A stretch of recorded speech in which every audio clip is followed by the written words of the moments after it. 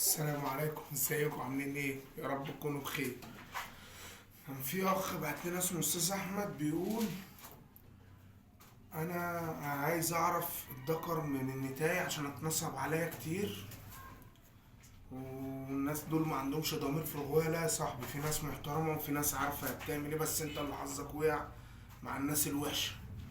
بص يا صاحبي، الموضوع بسيط قوي. انا عايز اجيب لك بس ايه، اي قص كده من هما صغيرين شوية.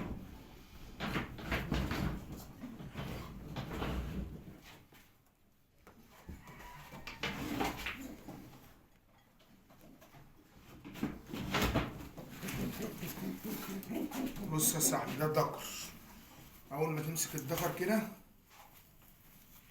مواصفات الدكر سهلة اوي. هتلاقي دماغه كبيرة عن النتاية، تمام. وامسك كده افرد الريشة، هتلاقي ريشته، الريش ده عريض عن النتاية.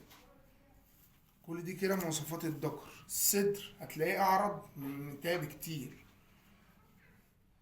ده كده يبقى دكر اهوت. هنقول تاني اهو، الدماغ كبيرة عن النتاية اهو. بص الدماغ هتلاقيها كبيرة، هتلاقيها زي الدكر كده اهو. الدكر يبقى دماغه كبيرة شوية، تمام. وريشته عريضة عن النتاية.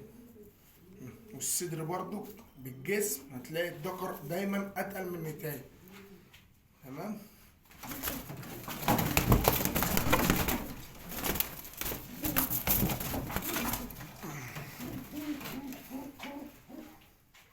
بص يا صاحبي، دي انتهى اهي، ربنا يبارك لك.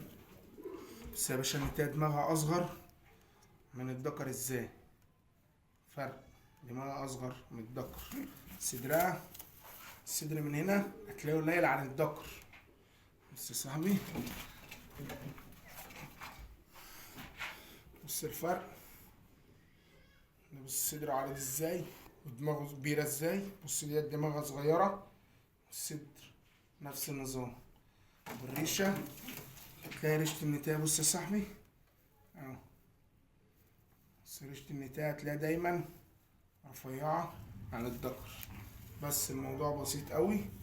بحاول تشتري من ناس موثوق منها، عشان في غواية الله يهديهم الله يسامحهم دايما يعني ايه، بيجيب السردة والحاجة اللي بايظة عنده بينزلها للناس المبتدئة اللي انت زيك كده اللي لسه جديدة. واستنونا في كل جديد. السلام عليكم.